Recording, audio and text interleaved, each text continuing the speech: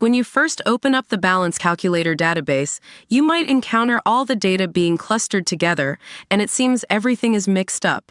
But don't worry, it's simply because we've yet to turn on the data filtering. In this video, I'll show you how to use data filtering option in Notion. We use data filtering to make large sets of information easier to understand and analyze. You can filter data by simply clicking on the data filter right here.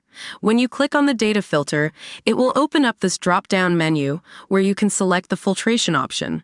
Click YOY Yearly Statistics, which will open up another drop-down menu. Now select 2024, for example. As you can see, now the data is being filtered by the year 2024. Let's add another filter, as we are in the quarterly view of the year 2024.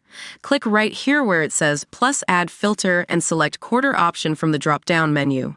This will open up another drop-down menu. And now we must type which quarter we want to view.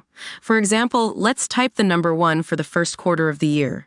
And that's it. As you can see, the data is now being filtered by the first quarter of the year 2024.